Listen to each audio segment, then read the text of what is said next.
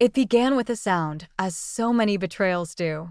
Not a gunshot, not a crash, but the low, guarded voices seeping through the expensive mahogany of Vittorio's study door. Lelia paused in the marble hallway, the click of her heels silencing against the polished stone.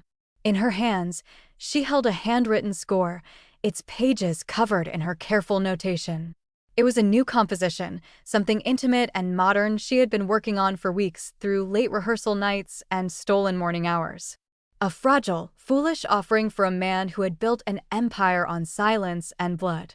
But it was a piece of her soul, a piece of the artistic life she had lived before him, and she had wanted to share it with him. Before continuing the story, please consider giving this video a like, share it, and subscribe to the channel. Your support helps bring more stories to you. Hope was a dangerous, naive thing, a concert grand piano wheeled into a gunpowder warehouse. For 8 months, she had been that dangerous thing, the pianist lover of Vittorio Gallo, the Mafia boss, a man of tailored black suits and calculated violence, whose touch could command death or, in quieter moments, feel like shelter against her skin. She had tried to infuse warmth into his world of concrete and contracts. She filled his stark penthouse with fresh flowers and natural light, convinced his private chef to prepare meals from her childhood, and played for him in the evenings, her living music a stark counterpoint to the silent, cold ruthlessness of his criminal existence. She had thought, with the breathtaking arrogance of the loved, that she was making a difference, that her light was not being swallowed by his darkness, but softening it. Tonight, the hallway was quieter than usual, the security detail positioned at a discreet distance. The voices from within the study were relaxed, unguarded. She recognized them both. Vittorio, a deep, authoritative baritone that could order executions or, in private moments, whisper her name like a prayer. And his consigliere, Marco Tesoro, the architect of his empire, his voice a low rumble of strategy and cold calculation. She stopped breathing. "The woman is a problem, Vittorio." Marco's voice, matter-of-fact, clinical. A pause. Then Vittorio's voice, threaded with frustration she had never heard directed at her presence before. "She doesn't understand the constraints of this life.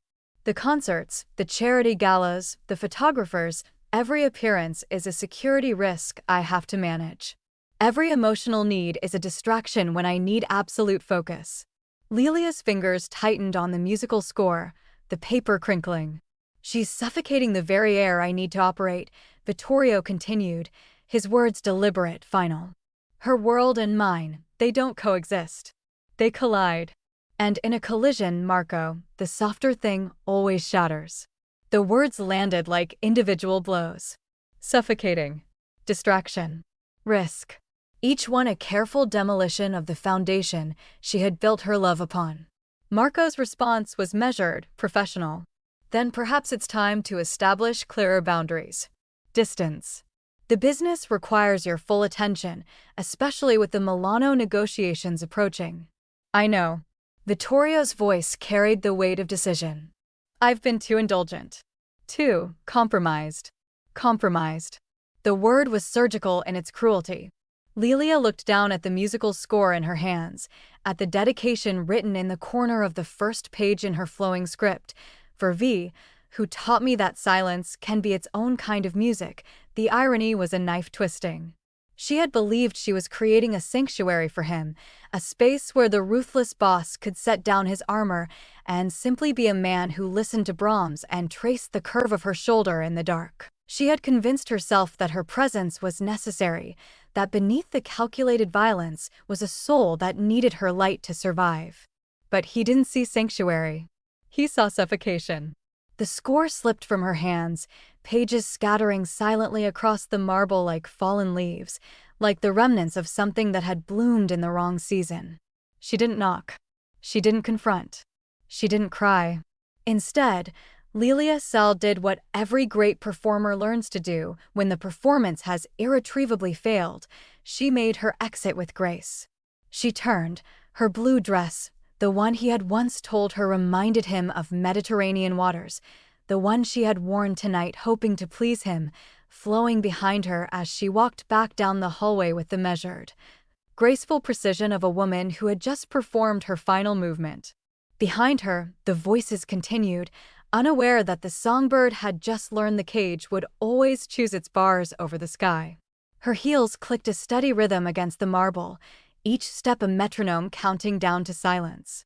The security guard at the elevator didn't meet her eyes, but she saw the slight shift in his posture, the uncomfortable awareness that something had changed in the carefully balanced ecosystem of Vittorio's world. The elevator doors closed with a whisper, sealing her into the mirrored box. She looked at her reflection, still beautiful, still composed, still wearing the sapphire earrings he had given her after her triumphant performance at La Scala 3 months ago. The woman staring back at her looked like someone's kept prize, someone's decorative distraction. Not anymore. The knowledge of betrayal settled into her bones with a cold, clarifying precision. This wasn't heartbreak.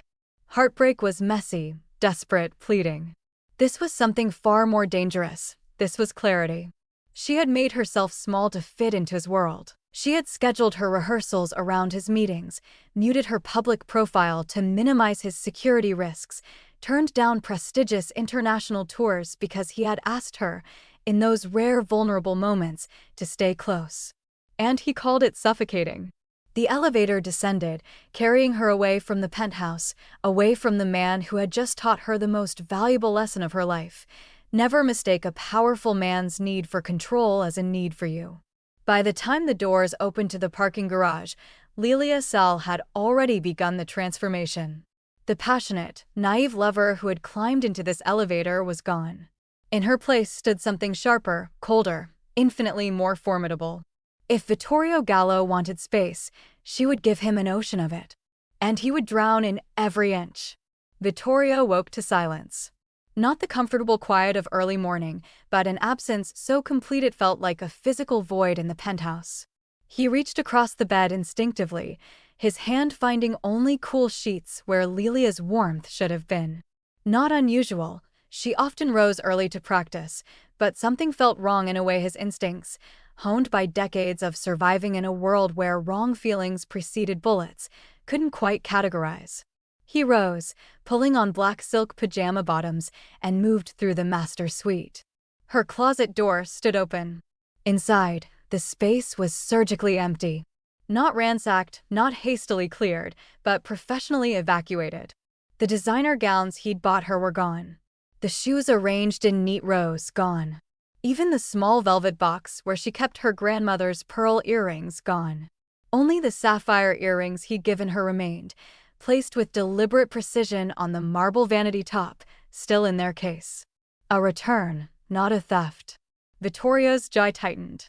He moved into the hallway, his bare feet silent on the cold marble. The morning light streamed through the floor-to-ceiling windows, illuminating what should have been there and wasn't. No fresh flowers in the crystal vase she refreshed every third day. No classical music drifting from the music room. No scent of the expensive French coffee she preferred, the kind his chef had learned to prepare exactly to her specifications. The kitchen was pristine, untouched, professional. His chef stood at attention, uncomfortable. "Signorina Sal?" Vittorio asked, his voice low, controlled. "She did not come down this morning, signore. I have prepared your usual breakfast." Usual. The word felt like an indictment. Before Lelia, his mornings had been exactly this, efficient, silent, solitary. She had disrupted that with her presence, her music, her insistence that even a man who trafficked in violence should start his day with fresh fruit and conversation instead of espresso and surveillance reports. He had called it suffocating. Vittorio walked to the music room. The Steinway grand piano sat in perfect position, its black surface gleaming, but the bench was pushed in with geometric precision. No sheet music scattered across the top. No pencil marks on staff paper. No half-empty water glass, leaving a ring on the wood that she always forgot to use a coaster for, the small domestic flaw that had irritated and charmed him in equal measure. The room looked like a showroom. Beautiful. Empty. Dead. His phone vibrated. Marco's name on the screen. A courier delivered this to the main security desk 20 minutes ago, his consigliere said without preamble. Addressed to you personally. Legal firm letterhead. I'm sending someone up. Vittorio ended the call. A cold thought was beginning to form, something that felt less like a woman's emotional reaction and more like a strategic countermove. 3 minutes later, he held a cream-colored envelope, expensive stock, the kind used for contracts and dissolutions. Inside, a single typed letter on the letterhead of Marchetti and Rossi, one of Milan's most prestigious and discreet legal firms. Mr. Gallo, this correspondence serves to inform you that our client, Ms. Lelia Sal, has relocated to her professional residence effective immediately. Ms. Sal wishes to express her gratitude for your previous hospitality and support of her artistic career. Ms. Sal requests that all future communication be directed through this office. She asks that you respect her need for professional distance and private space as she focuses on her upcoming international concert schedule and philanthropic commitments. Her personal effects have been removed from your residence. Any items belonging to Ms. Sal that remain may be shipped to our offices for forwarding. We trust you will honor Ms. Sal's wishes for a clean and dignified separation of living arrangements. Respectfully, Giovanni Marchetti. Vittorio read it twice. Then a third time. No emotion. No accusation. No tears or pleas or threats. Just cool, professional language that carved out a boundary with surgical precision. A clean and dignified separation of living arrangements. As if they had been business partners whose contract had reached its natural conclusion. His first instinct was dismissal. A temper tantrum dressed in legal language. She had overheard something, he couldn't be certain what, but the timing suggested his conversation with Marco, and now she was performing this theatrical exit to punish him, to force an apology, to extract some emotional concession. Women did this. They created drama, manufactured crisis, deployed silence as a weapon to make powerful men feel guilt and come crawling back with jewelry and promises. He set the letter down on his desk and poured himself a scotch despite the early hour. But the cold thought persisted, growing sharper. Lelia had never been that kind of woman. In 8 months, she had never once thrown a tantrum, never weaponized tears, never played manipulative games. When she was hurt, she withdrew into her music. When she disagreed with him, she stated her position clearly and then let it rest. She had a spine of steel beneath the artistic sensitivity, a core of professional discipline that had taken her from a working-class childhood to international concert stages. And this letter, this wasn't an emotional plea disguised as formality. This was calculated separation. The realization settled into his chest like ice water. She hadn't left a door open for reconciliation. She hadn't asked for space to cool down or time to think. She had hired Milan's most expensive legal firm to build a wall between them and requested that all communication flow through professional channels. She wasn't trying to make him chase her. She was trying to make him disappear from her life entirely. Vittorio looked around his penthouse, the perfect, silent, suffocating penthouse, and felt for the first time in decades something that felt uncomfortably close to fear. He had asked Marco last night what it would take to establish clearer boundaries. Distance. Focus. Lelia Sal, it appeared, had been listening.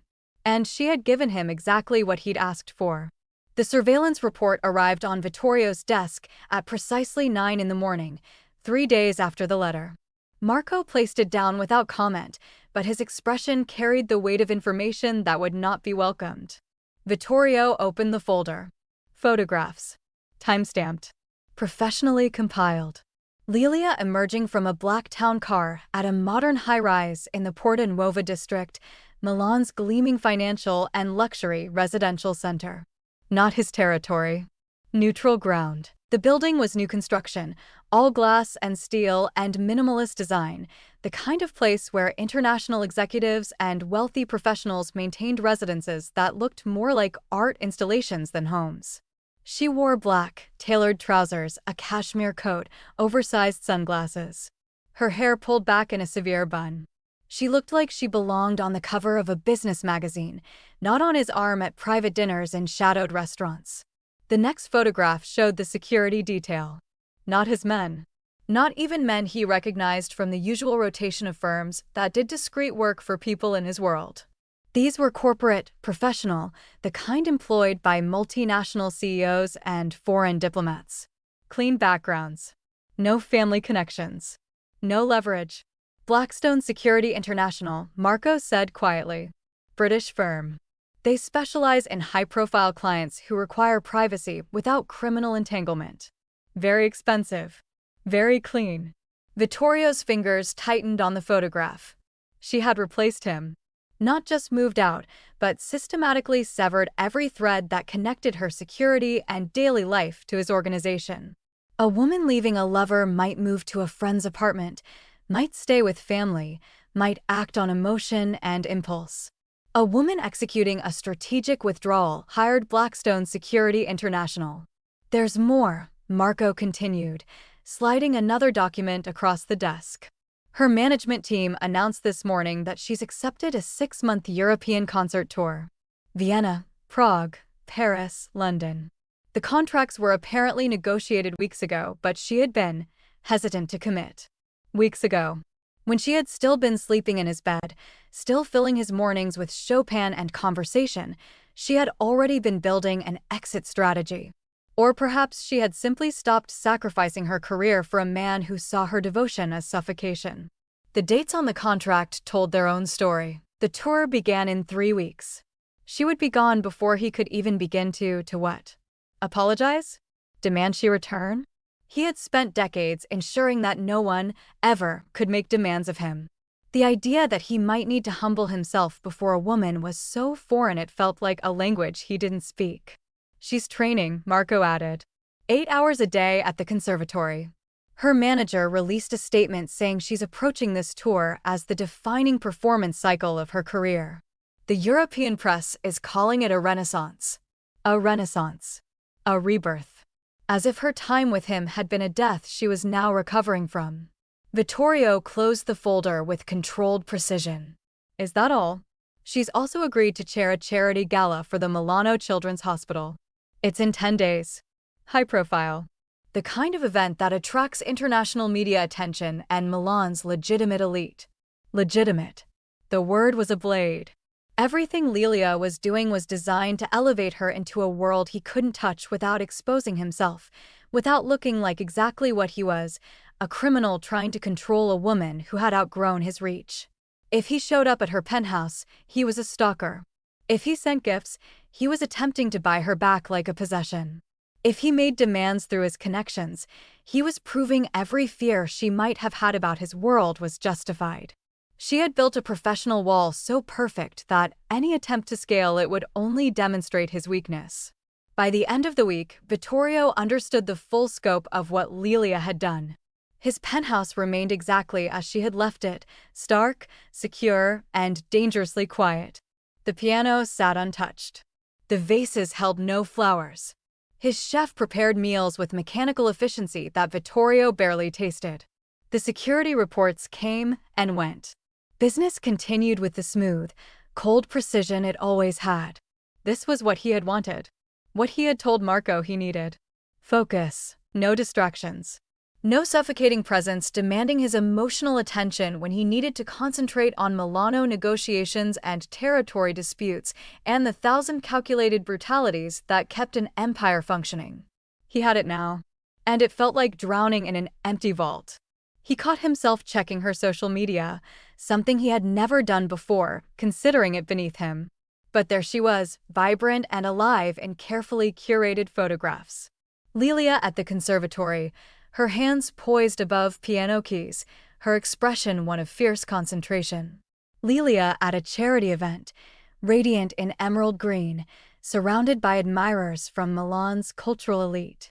Lelia laughing with her manager, her publicist, her artistic director. She wasn't mourning. She wasn't withdrawn or broken or waiting for him to fix what he had shattered. She was thriving.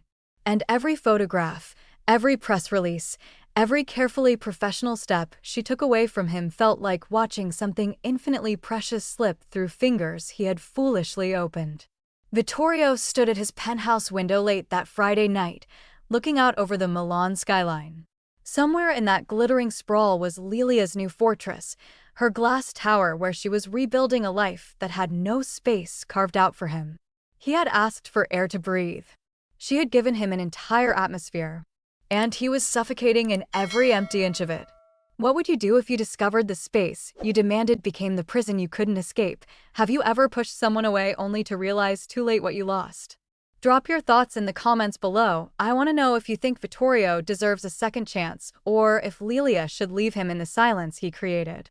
And if you're invested in seeing whether he can win her back, subscribe so you don't miss what happens when pride collides with regret in the next story. The transformation was so complete, so total, that Vittorio found himself questioning whether the woman he saw on the television screen had ever truly been his at all.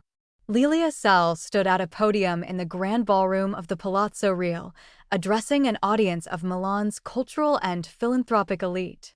She wore midnight blue, not the soft, romantic shade she had favored when she lived in his penthouse, but something darker, more commanding, the color of deep water where light didn't penetrate. Her hair was styled in an elegant chignon, diamonds glittering at her throat and ears. Not his diamonds. New ones, or perhaps pieces she had owned before him, reclaimed from whatever box she had stored her previous life in. She spoke about music education for underprivileged children, about the transformative power of art, about her upcoming European tour and her commitment to donating a portion of proceeds to the Milano Children's Hospital. Her Italian was flawless, her presence magnetic. The camera loved her. The audience was enraptured. Vittorio watched from his private office, a glass of scotch forgotten in his hand, as the coverage continued. The media had discovered Lelia Sal, not as the Mafia boss's mysterious companion, but as a force in her own right. La Repubblica had run a full-feature profile. Corriere della Sera called her Milan's Renaissance woman. International arts magazines were requesting interviews. The narrative was perfect, surgical in its construction. The brilliant pianist who had taken a brief sabbatical from the international stage to focus on composition and local performances was now returning with a maturity and depth that promised to redefine her already impressive career. There was no mention of him.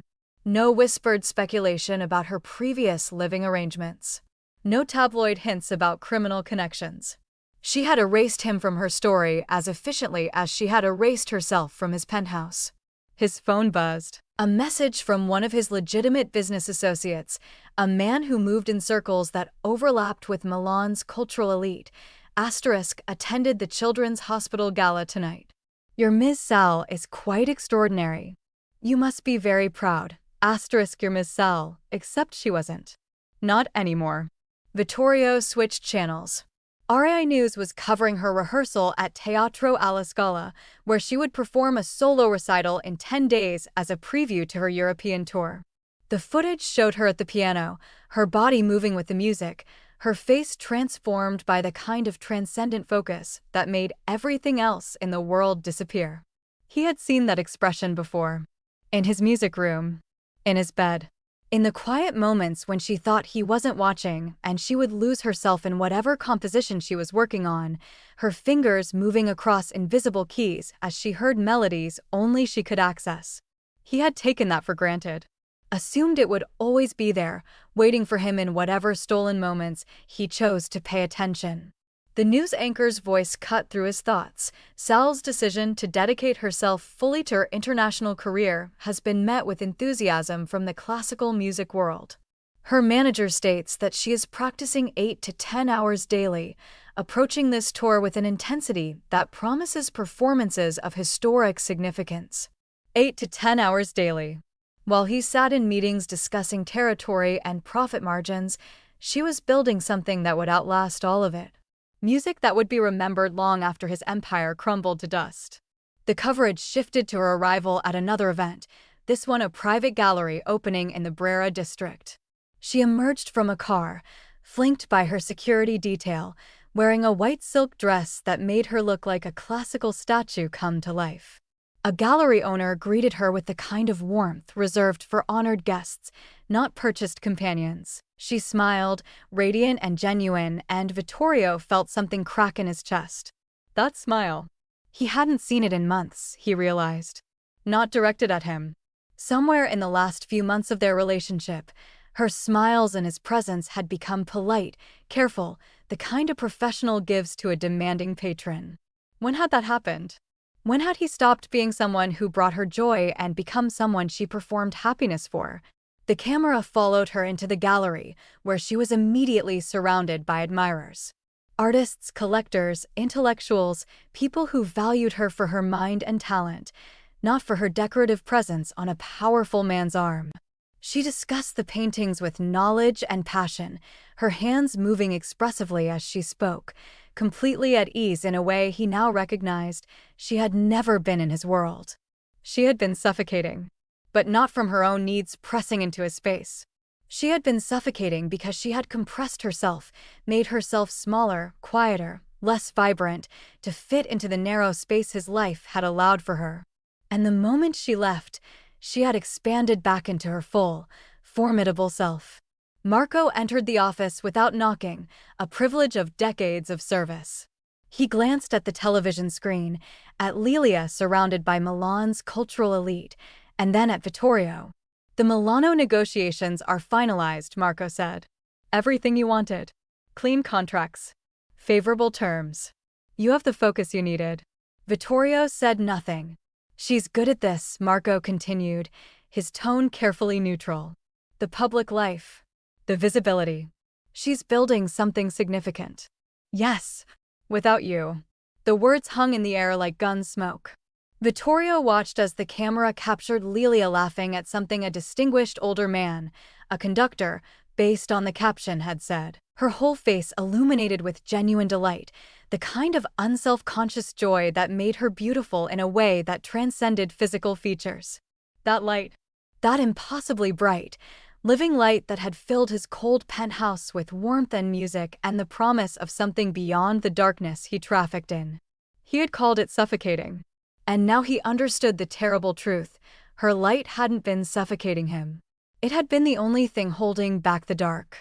The only thing making the vast, empty silence of his existence bearable. And he had extinguished it from his proximity with his own cold, calculated words. The television showed Lelia one more time, pausing at the gallery exit to sign an autograph for a young girl clutching a concert program. She knelt down, ruining the line of her expensive dress without hesitation, to speak to the child at eye level. The tenderness in her expression was devastating. She was perfect. A perfect professional woman building a perfect public life that would carry her to heights he could never reach. Perfect in every respect but one.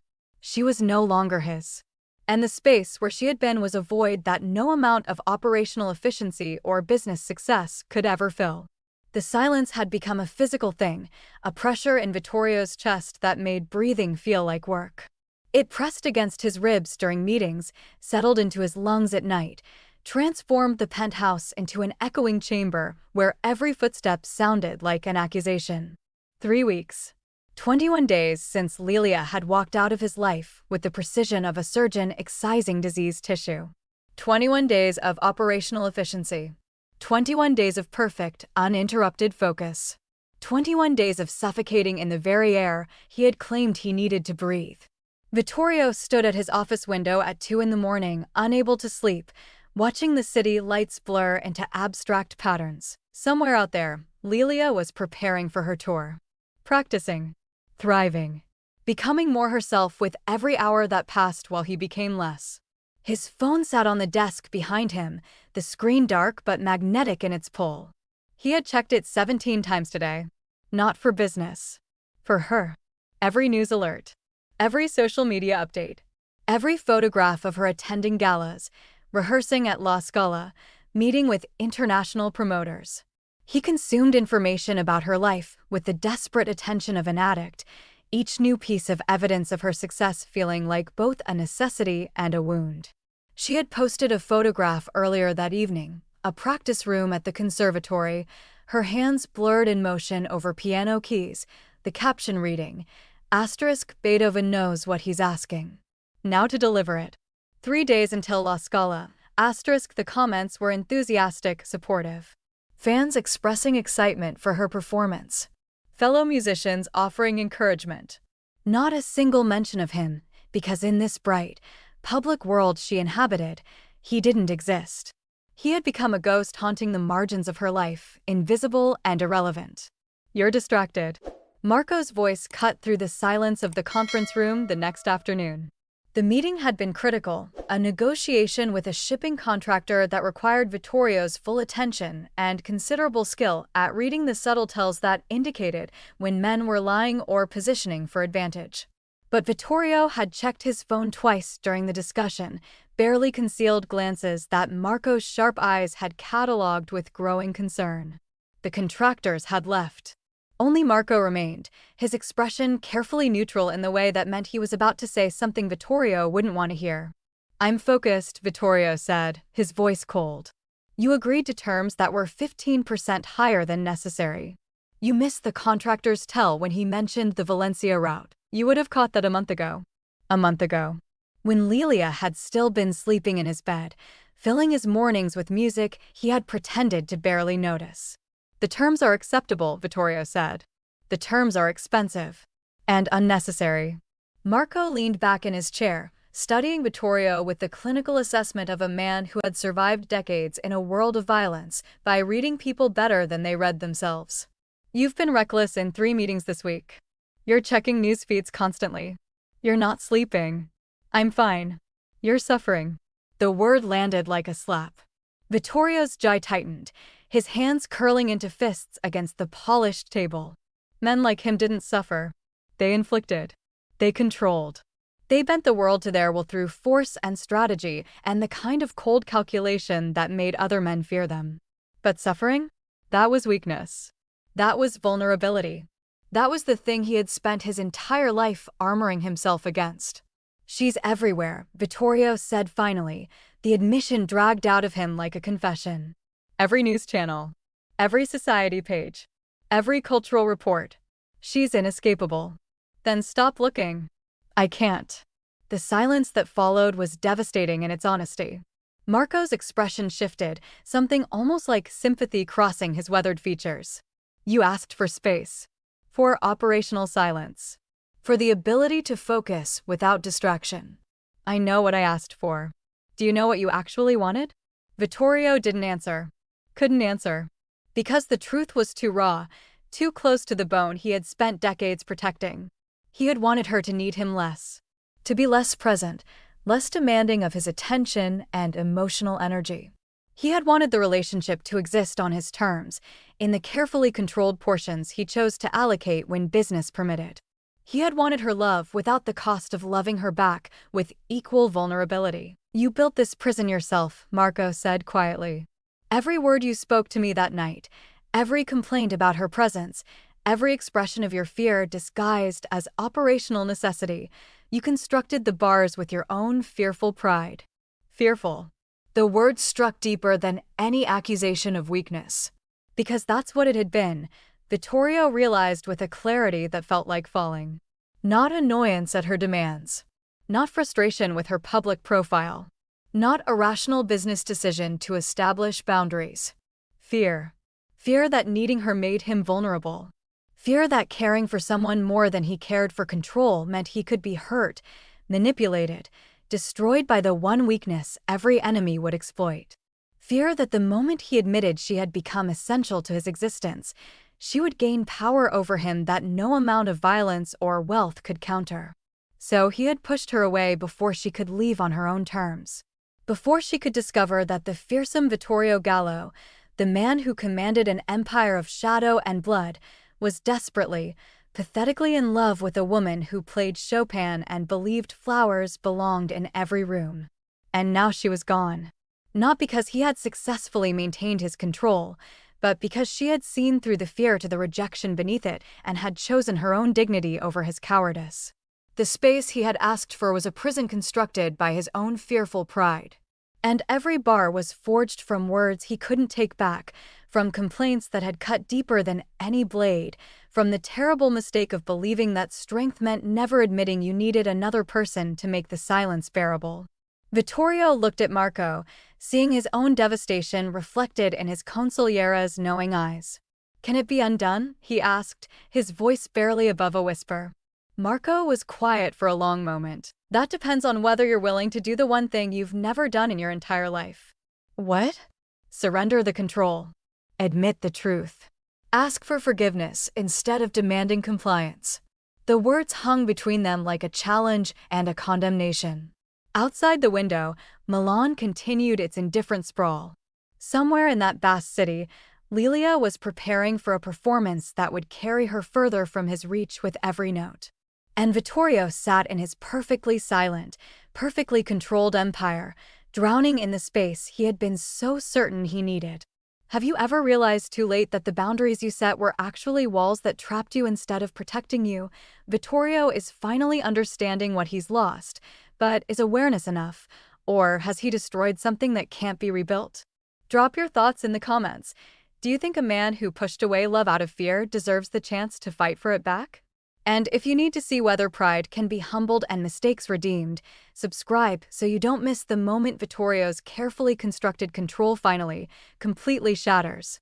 The first time Vittorio's driver found him parked 3 blocks from Lelia's building at midnight, neither man acknowledged it. The second time, a week later, the driver simply put the car in park and waited in silence, understanding that some vigils didn't require explanation. By the 4th week, it had become a ritual of exile. Vittorio sat in the back of the black sedan, positioned where he could see the illuminated windows of her penthouse on the 23rd floor. Sometimes the lights were on, her silhouette occasionally passing by the glass, a shadow of movement that his starved attention catalogued with pathetic precision. Sometimes the windows were dark, and he would sit there anyway, a boss exiled by his own words, kept at a distance by barriers he had constructed himself. He never approached, never sent messages through her security, never violated the professional boundaries her lawyers had so carefully established. He simply sat in the dark and watched the evidence of her life continuing without him. His men noticed. Of course they noticed. Vittorio Gallo, the man who had built an empire on ruthless efficiency and iron control, was spending his nights parked outside a woman's apartment building like a lovesick teenager. The whispers would be circulating through the organization, speculation about weakness, about distraction, about whether the boss was losing his edge. He didn't care. The not caring was perhaps the most terrifying part. On a Thursday evening, exactly 31 days after Lelia had walked out of his life, Vittorio attended a charity auction at the Villa Necci Campiglio. He told himself it was for business. Several of Milan's legitimate power brokers would be present, connections that needed maintenance.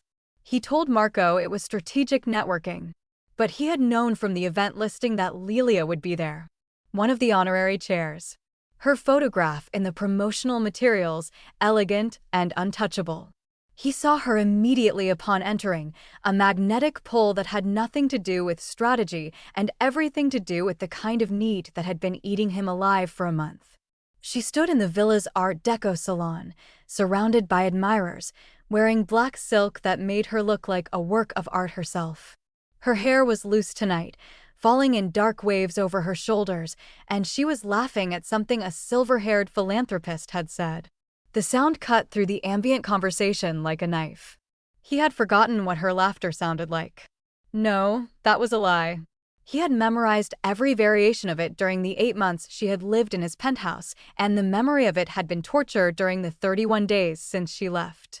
She saw him. He watched the exact moment her gaze landed on him across the crowded room, watched her expression shift from genuine warmth to something cooler, more controlled. Not fear. Not anger. Just a careful neutrality that was somehow worse than either. She excused herself from her conversation with practiced grace and moved toward the terrace doors. An exit strategy. She was leaving rather than engaging with him. Something in Vittorio's chest cracked further. He followed her onto the terrace, ignoring the voice in his head that said this was a mistake, that confronting her at a public event violated every principle of control he had built his life on. The terrace was empty, the spring evening cool enough to keep the other guests inside. Lelia stood at the marble balustrade, her back to him, her shoulders rigid with awareness of his presence. Lelia. She didn't turn. Mr. Gallo.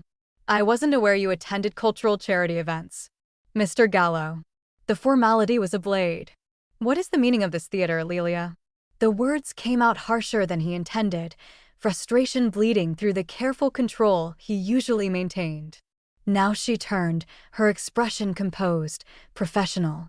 I'm not certain what you're referring to. I'm attending a charity function that I've been involved with for several months. There's no theater. The disappearance. The lawyers. The complete erasure of 8 months as if they never happened. I was under the impression you wanted distance, she said, her voice calm, measured. I'm providing it. This isn't distance. This is exile. Exile.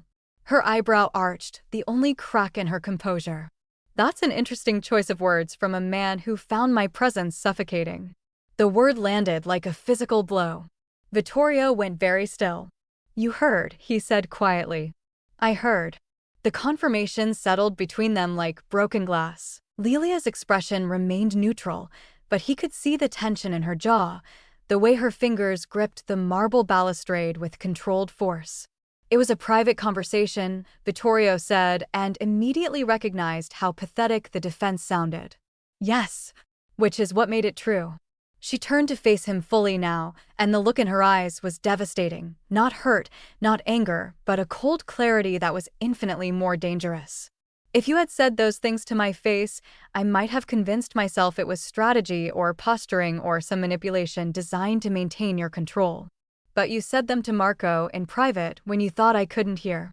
That was the truth, Vittorio. Your actual feelings, unfiltered by whatever performance you maintained in my presence. Lelia, my memory of the matter is clear, she interrupted, her voice precise, each word articulated with the same care she used for difficult musical passages. I recall the sentiment being that my proximity was a distraction suffocating your legitimate business interests. That my public needs and emotional demands threatened your operational control. That in a collision between my world and yours, the softer thing would always shatter. She was reciting his exact words, he realized with dawning horror. She had memorized them, every brutal syllable, the way she memorized complex musical scores. I was wrong, he said, the admission dragged from somewhere deep and raw. Were you? She tilted her head, studying him with the detached interest one might give to a scientific specimen. Or were you simply wrong about the consequences? Did you expect me to stay, to make myself even smaller, even quieter, to suffocate my own needs until I disappeared entirely? Is that what you wanted, a woman who existed only in the margins of your life, never demanding, never present enough to threaten your precious control? No. Then what did you want, Vittorio? The question hung in the cool evening air, simple and devastating. What had he wanted? The truth was ugly, shameful, the kind of honest self-assessment he had spent decades avoiding. I wanted you, he said finally, his voice rough. But I wanted you on my terms. Controlled. Compartmentalized. Present when I chose, absent when I didn't. I wanted your light without the cost of letting it actually touch the dark parts of me that needed it most. Lelia's expression didn't change, but something flickered in her eyes, recognition, perhaps, or the acknowledgement that he had finally said something true. And now, she asked. Now I understand that what I wanted was impossible. You can't love someone in compartments. You can't accept light on conditional terms. Either you let it in, all of it, or you don't. And which did you choose? I chose wrong. The admission settled between them. Inside, the sounds of the charity auction continued, laughter, conversation, the gentle clink of champagne glasses. Out here, there was only silence and the weight of words that couldn't be unsaid. I gave you exactly what you asked for, Lelia said quietly. Space. Distance. The absence of my suffocating presence. You wanted to breathe, Vittorio. So breathe. She moved past him toward the terrace doors, and he understood with sudden, devastating clarity that she was walking away. Again. Not in anger or hurt, but with the calm finality of someone who had already mourned and moved on. I'm suffocating without you, he said to her, retreating back. She paused, her hand on the door handle, but didn't turn around. Then perhaps you'll understand, she said softly, how I felt every day I tried to make myself small enough to fit into your carefully controlled world. The door closed behind her with a quiet click that sounded like a period at the end of a sentence, and Vittorio stood alone on the terrace, the boss in exile, finally understanding that the prison he had built had no key, because the only person who could open it had just walked away. The Musikverein in Vienna was a temple of sound, all gold leaf and crystal chandeliers and acoustics so perfect that every note resonated with crystalline clarity. Vittorio sat in the back of the hall, positioned in shadow where the architectural columns provided cover, watching 2,000 people settle into reverent silence as the lights dimmed. He had flown to Vienna on impulse, a decision that would have been unthinkable 2 months ago. Leaving Milan during active negotiations, abandoning meetings that required his presence, chasing a woman across international borders like some pathetic supplicant. But he had seen the tour announcement, had known this was her opening night, had understood, with the kind of certainty that bypassed rational thought, that he needed to witness this moment even if she never knew he was there. The stage was stark, a single Steinway grand piano positioned in a pool of light, a simple chair, nothing else. No ornamentation, no distraction. Just the instrument and the space for a single performer to fill 3,000 square meters of historic concert hall with sound. Lelia walked onto the stage. The applause was immediate, thunderous, the kind of reception reserved for artists who had already proven themselves legendary. She wore deep blue, that color again, the one that reminded him of water and distance and things he couldn't hold. Her hair was pulled back severely, her posture perfect, and even from his position in the shadows Vittorio could see the transformation that had occurred the moment she stepped into that light. This was not the woman who had played for him in his penthouse, intimate performances where she would glance at him between movements, seeking his reaction. This was not the woman who had made herself smaller to fit into the margins of his world. This was Lelia Sal, concert pianist, commanding one of the most prestigious stages in classical music with the absolute authority of someone who knew, beyond any doubt, that she belonged there. She sat, adjusted the bench with minute precision, placed her hands above the keys. The silence before the first note was exquisite torture. Then she began to play, and Vittorio understood with devastating clarity what he had been too blind to see when she lived in his world. The music was transcendent. Rachmaninoff, technically brutal, emotionally overwhelming, the kind of performance that required not just skill but complete spiritual surrender to the composition. Her hands moved with fierce precision, her body swaying with the melodic lines, and the sound that filled the hall was alive in a way that made everything else in the world feel diminished by comparison. This was what she had been sacrificing. This formidable, world-class artistry. This gift that belonged to audiences of thousands, not to one man's private enjoyment in a penthouse music room. She had compressed this volcanic talent, this transcendent spirit, into the small space he had allocated for her, and he had called it suffocating when she had asked for anything more. The first movement ended. The audience was motionless, transfixed. Lelia's shoulders rose and fell with controlled breath, centering herself for the next movement. Vittorio watched her with an intensity that felt like prayer and penance combined.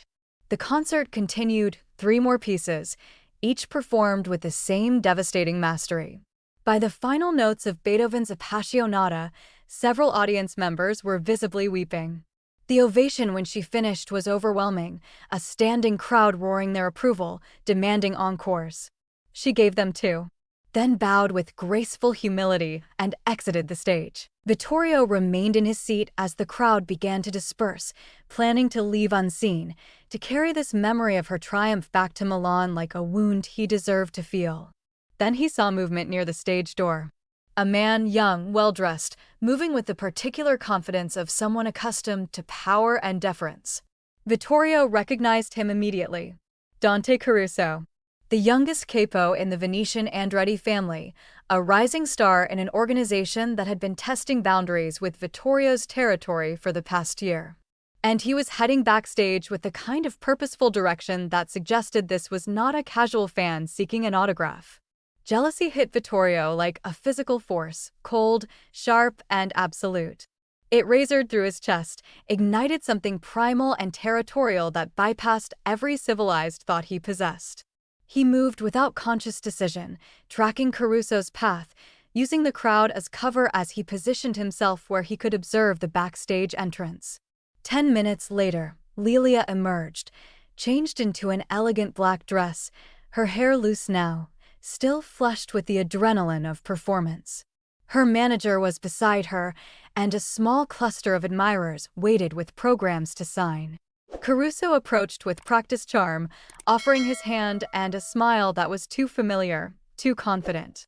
Vittorio couldn't hear the conversation from his position, but he watched Lelia's body language, professional, courteous, but not distant. She smiled at something Caruso said, accepted his business card, allowed him to kiss her hand in a gesture that looked European and refined, but felt like a declaration of intent. The jealousy transformed into something darker, more complex. Not just possessiveness, but the sudden, terrifying understanding that other men would see what he had failed to value. That Lelia's independence, her formidable presence, her public success, all the things he had perceived as threats to his control, made her infinitely more desirable, not less. She was not safer, smaller, more controllable because she had left him. She was more magnificent, more powerful, more herself. And every man with eyes and sense could see it.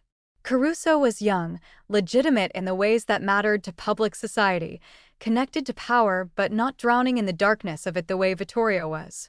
He could escort Lelia to events without bringing shadow, could support her career without demanding she compress herself to fit into criminal margins, could offer her everything Vittorio had failed to provide, partnership that elevated rather than diminished. The revelation struck with the force of violence. Her independence was not a threat. It had never been a threat. It was the source of her formidable spirit, the foundation of the strength that had drawn him to her in the first place. She was extraordinary not despite her public life, her artistic demands, her refusal to disappear into his world, but because of them. And he had tried to crush it. Had complained to Marco that her light was suffocating him, when the truth was far more damning. He had been terrified of being dependent on something he couldn't control, couldn't possess, couldn't reduce to a manageable component of his carefully ordered existence. So he had pushed her away before he could need her more than she needed him. And now she was here, triumphant and radiant, receiving the admiration of thousands, while he stood in the shadows watching a rival position himself as the kind of partner Vittorio had been too fearful and proud to become. Lelia finished signing autographs and moved toward the exit, her security detail, those professional, non-family contractors, maintaining discreet distance. Caruso walked beside her, still talking, clearly angling for extended conversation. Vittorio remained motionless, hidden in shadow, watching the woman he loved walk away, surrounded by a world that celebrated her rather than constrained her. The choice crystallized with brutal clarity. He could maintain his pride, could return to Milan and his empire and the perfect operational silence that was slowly killing him. Could convince himself that letting her go was the strategic decision, the controlled choice, the action of a man who didn't surrender to weakness. Or he could do the one thing he had never done in his entire life. He could humble himself completely, could surrender the control that had defined his existence, could risk the ultimate vulnerability of asking for forgiveness he had no right to expect and offering a truth that gave her all the power. The crowds thinned. Lelia's car pulled up to the artist's entrance. Caruso held the door for her with the attentive care of a man already imagining himself in her life. And Vittorio made his decision. Not tonight.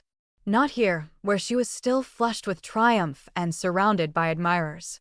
Not in a moment stolen between public obligations. But soon, with complete honesty, with the full surrender of the control he had wielded like armor against ever needing anyone. He would tell her the truth, that his complaints had been lies built on fear. That her presence had never suffocated him, his own terror of vulnerability had. That watching her thrive without him had taught him the difference between possession and love. And then he would give her the choice he should have offered from the beginning. The power to decide whether a man who had pushed away her light out of cowardice deserved the chance to spend the rest of his life proving he had finally learned to see. The confession came in Vittorio's private office at 3 in the morning, 6 days after Vienna. Marco sat across from him, a glass of scotch untouched on the desk between them, listening with the patient silence of a priest hearing sins he had already suspected. "I lied to you," Vittorio said, the words tasting like ash. "That night, when I said she was suffocating me, when I complained about her presence, her demands, her public life threatening my control." Marco's expression didn't change. "I know. You knew. I've known you for 23 years, Vittorio. I know the difference between operational concern and fear." Marco leaned back in his chair, his weathered face illuminated by the desk lamp.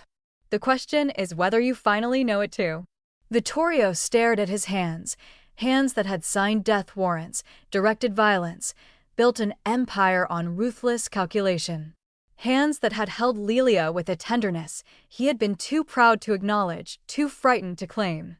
"I was terrified," he said quietly, "of needing her, of being vulnerable to someone I couldn't control through fear or leverage or force. She made me weak, Marco. Not because of who she was, but because of what I felt. And I couldn't." He stopped, the admission catching in his throat. "I couldn't allow myself to be that exposed. So you pushed her away before she could discover the power she had over you." "Yes. And now? Now I understand that I already gave her that power the moment I fell in love with her. Pushing her away didn't protect me. It just ensured I would suffer the loss while she flourished without me." Marco was quiet for a long moment, studying Vittorio with eyes that had witnessed decades of violence and strategy, but rarely this kind of raw honesty. "What do you want to do?" Marco asked finally. "Win her back." "That's not a strategy. That's a desire." "Then help me build the strategy." Marco's lips twitched, almost a smile. "This will require something you've never been good at, Vittorio. Patience, humility, and actions that serve her needs rather than yours. Tell me." And so the Pilgrim's Progress began, not with grand gestures or demands, but with quiet acts of service that Lelia would never know originated from him. Vittorio used his legitimate contacts, the web of legal businesses and international connections that formed the public face of his empire, to ensure Lelia's European tour ran with flawless precision. A word to a security consultant in Prague about the concert hall's inadequate backstage protection. A conversation with a hotel executive in Paris about upgrading her accommodations to a suite with better privacy and security features. A discreet payment to insure her piano, a temperamental instrument that required specific climate control, would be transported and maintained by the best specialists in Europe. Nothing that could be traced back to him. Nothing that would feel like control or manipulation. Just the quiet removal of obstacles from her path. He doubled the security on her Milan residence without her knowledge, contracting additional surveillance from a firm that would never reveal their client. Not to constrain her, but to ensure that the growing public attention she received wouldn't make her vulnerable to threats she shouldn't have to consider. When her Vienna performance received international acclaim and 3 different promoters reached out about extending her tour to include North America and Asia, Vittorio used his connections to ensure the contracts were reviewed by the best entertainment lawyers in Europe, professionals who would protect her interests without her ever knowing who had made the introduction. He was building infrastructure for her success that she would never attribute to him, ensuring she remained safe and supported while claiming none of the credit.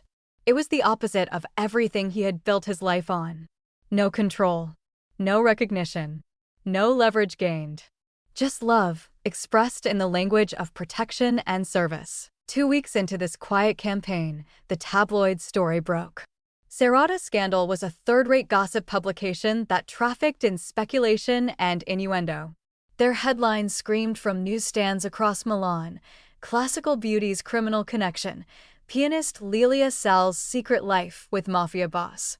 The story was poison, half-truths, and speculation woven together, with just enough factual detail to be dangerous. Photographs of Lelia entering and leaving Vittorio's building months ago. Anonymous sources claiming she had been the boss's kept woman. Insinuations that her career success was built on criminal money and coerced favors. It was character assassination designed to reduce her from an acclaimed artist to a mob boss's discarded mistress. Vittorio read the article in his office, his hands trembling with a rage so pure it felt like clarity. This he could fix. This he could destroy. Within 6 hours, his legal team, the legitimate one, staffed by attorneys who handled his above-board business interests, had filed a defamation lawsuit against Serrata's scandal so comprehensive it would bury the publication in litigation for years. But Vittorio didn't stop there. He called in favors from every legitimate contact he possessed. Media executives who owed him for past investments. Cultural Foundation board members who valued his philanthropic contributions. Politicians whose campaigns had benefited from his legal donations. By the end of the day, 3 major newspapers had published editorials condemning the tabloid's shameful attack on one of Italy's most accomplished young artists.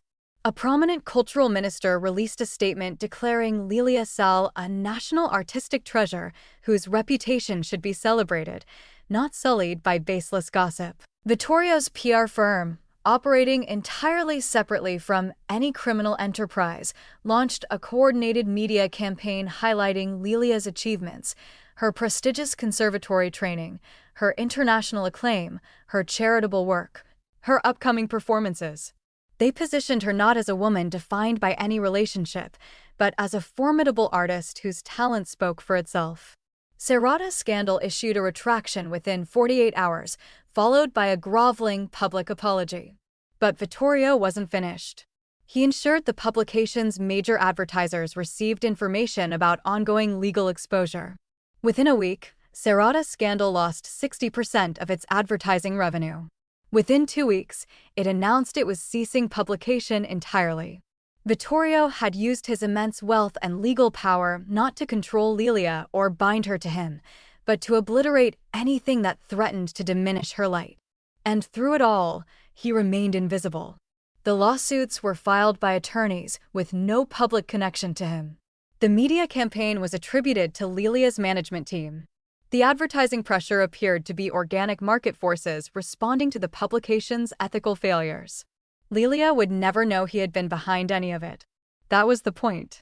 Marco reviewed the final reports in Vittorio's office, his expression thoughtful. "You've spent more legitimate capital on this campaign than you've spent on anything in 5 years. Political favors, business relationships, media connections, all deployed to protect a woman who wants nothing to do with you. Yes, and you asked for nothing in return. No contact, no acknowledgement, no leverage gained." That's correct. Marco set down the reports and met Vittorio's eyes. "You're learning. Am I? To love without possession. To protect without controlling. To serve without demanding recognition." Marco's expression softened almost imperceptibly. These are not the actions of the man who complained she was suffocating him. These are the actions of a man who has finally understood what he lost. Vittorio looked out the window at Milan's evening lights, thinking of Lelia somewhere in that sprawling city, protected by security she didn't know he had reinforced, supported by infrastructure he had quietly built, defended from attacks he had silently crushed. She was safe. She was thriving. She was free.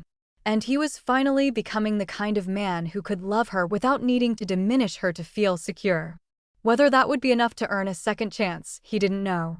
But for the first time in his life, Vittorio Gallo was willing to surrender control of the outcome and simply prove, through consistent action, that he had changed. The pilgrim's progress had begun.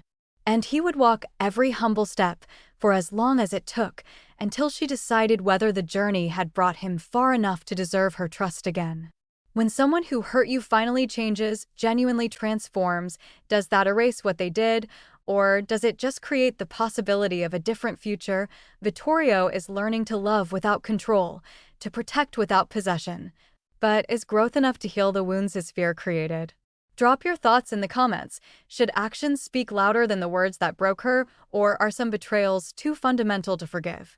And if you need to see whether redemption is earned or given, subscribe, because the final story will reveal whether Lelia's heart can recognize the difference between a performance of change and the real, painful transformation of a man who finally learned what love actually costs. Vittorio found her at 11:30 on a Thursday night, in the practice room of her penthouse. He had called ahead this time. No more shadowed surveillance, no more watching from exile. He had asked, through proper channels, if she would see him. And after 2 days of silence that felt like eternity, she had sent a single-word response through her manager. Yes. The practice room was all windows and polished wood, the Steinway grand positioned to catch the city lights. Lelia sat at the piano, not playing, just resting her fingers on the keys as if drawing strength from the instrument itself. She wore simple black leggings and a cashmere sweater, her hair loose, no armor of performance or public presentation. Just herself.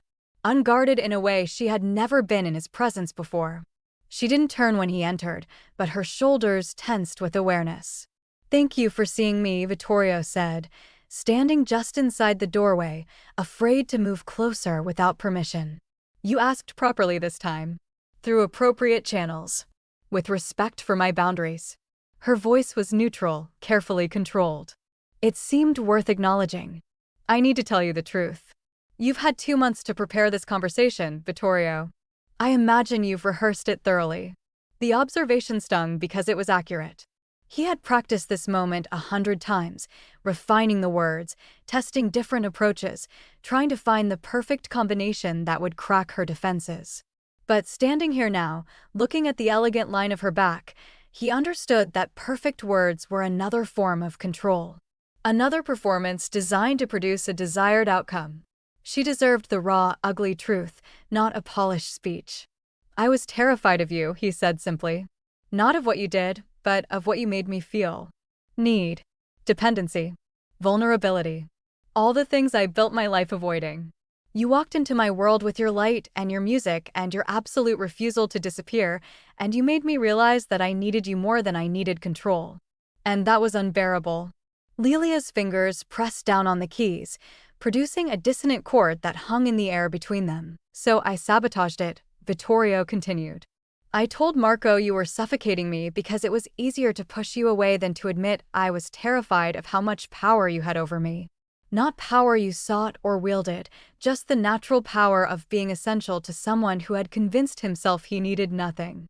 She turned now, slowly, her dark eyes meeting his. "You let me believe I was too much. That my presence, my needs, my career were all burdens you tolerated until you couldn't anymore. I know. You made me feel like I was the problem. Like my light was the darkness suffocating you, instead of your fear being the cage. I know." His voice cracked. "And I have spent every day since you left understanding exactly how wrong I was. Not just mistaken fundamentally, cruelly wrong about everything that mattered." Lelia stood, moving away from the piano toward the windows. The city sprawled below them, millions of lights creating patterns of life and connection that had nothing to do with either of them. "Why now?" she asked quietly. "Why this confession after 2 months of silence?" "Because I saw you in Vienna. Saw you command that stage with the full force of who you are, uncompromised and magnificent. And I understood that your independence wasn't a threat to me, it was the source of everything that made you formidable. Everything I fell in love with. And I tried to crush it because I was too afraid to be worthy of it. You were in Vienna? In the shadows. Where I belonged. Watching you shine for an audience that celebrated you instead of constraining you." She turned back to him, and something shifted in her expression, not softening exactly, but a recognition of honesty that perhaps she hadn't expected. "I saw Dante Caruso approach you after the performance," Vittorio continued, the confession tasting like broken pride. "And I felt jealousy so absolute it made me understand what I'd become. A man watching from exile while other men offered you the partnership I was too fearful to provide. Dante is a business contact. Nothing more. It doesn't matter what he is. What matters is that you deserve someone who enhances your light instead of demanding you dim it. And I failed at that so completely that I have no right to be standing here asking for another chance." The silence stretched between them, taut and fragile. "Then why are you?" Lelia asked finally. "If you have no right, why ask?" "Because I've changed. Not perfectly. Not completely. But fundamentally. I've spent 2 months learning to protect you without controlling you. To support your success without taking credit. To use every resource I possess to clear obstacles from your path while remaining invisible. I've learned to love you without possession, Lelia.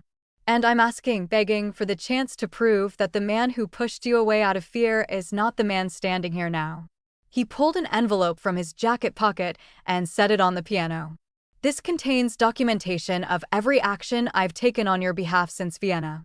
The security enhancements, the tour logistics, the legal destruction of that tabloid. I'm not asking for gratitude or recognition. I'm showing you that I can act in your interest without demanding anything in return. That I've finally learned the difference between love and control. Lelia picked up the envelope but didn't open it. Her fingers traced the edge, her expression thoughtful and unreadable. "You're asking me to trust you again," she said softly, "after you proved that my trust was misplaced.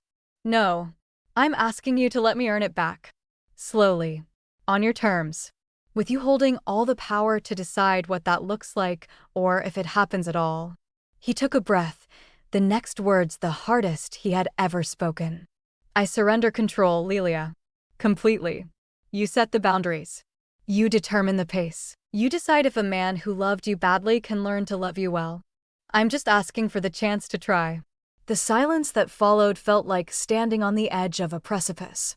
Then Lelia moved to a shelf and retrieved a bound musical score, new staff paper filled with her handwritten notation. She held it out to him. "I've been working on a new composition," she said quietly. "It's difficult. Vulnerable. I haven't shown it to anyone yet." Vittorio took the score with trembling hands, understanding this was a test and a gift combined. "I would like your honest review," Lelia continued. "Not as a man trying to win me back. As someone who listened to me play for 8 months and perhaps understood something about my music. Can you do that?" "Yes." "Then take it. Study it. And when you're ready, we'll discuss it. Not as lovers. Not as former anything. As two people sharing artistic space with honesty and respect." It was the smallest opening. A conditional invitation. But it was more than he deserved and everything he needed. "Thank you," he whispered. 3 weeks later, Vittorio sat in his private office late at night, the city quiet beyond his windows. He had studied Lelia's composition with the same intense focus he brought to complex negotiations, but this time seeking to understand rather than control, to appreciate rather than possess. The door opened. Lelia entered without announcement, wearing charcoal gray, her presence filling the space with the same commanding energy she brought to concert stages. She sat in the chair opposite his desk, not beside him, not close, but present. "You read it," she said. "Not a question. 17 times. It's devastating. The harmonic progression in the third movement, the way you resolve the dissonance into something that's not quite peace, but acceptance, it's unlike anything I've heard. You understood it. I understood that it's about transformation. About finding strength in vulnerability. About the difference between silence that's empty and silence that's chosen." He met her eyes. "It's extraordinary, Lelia." She nodded slowly, and something in her expression eased, not forgiveness, not yet, but recognition that he had engaged honestly with what she had offered. They sat in silence for long moments, the space between them no longer filled with manipulation or performance, but with genuine presence. Slowly, Vittorio extended his hand across the desk, palm up. Not reaching for her. Not demanding. Just offering, a gesture of complete surrender and invitation combined. Lelia looked at his outstretched hand for a long moment. Then her eyes moved to his face, studying him with the same careful attention she gave to complex musical scores. She didn't take his hand. Instead, she rose and moved around the desk until she stood beside him. Vittorio remained motionless, barely breathing, as she reached out and placed her warm, living hand on his guarded face. The touch was gentle but firm, her palm against his cheek, her fingers threading into his hair.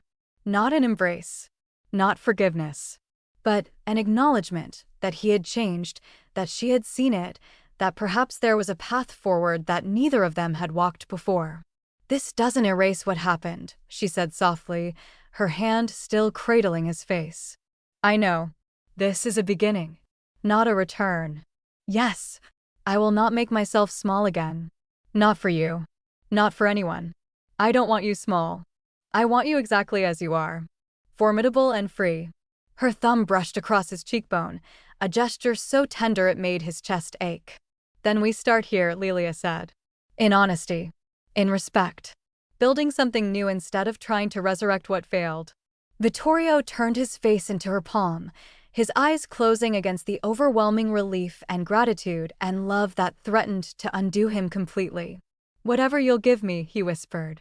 "However long it takes.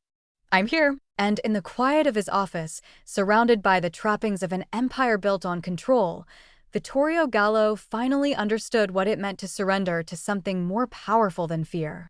Love. Real, vulnerable, unconditional love that demanded he become worthy of it. The hand on his face was warm and alive and forgiving, nothing yet promising everything, a new beginning forged in honesty, stronger and wiser, and infinitely more precious than what they had lost. Thank you for listening until the very end. Don't forget to like, subscribe, and share the story. There's another story like the one you just enjoyed on your left screen.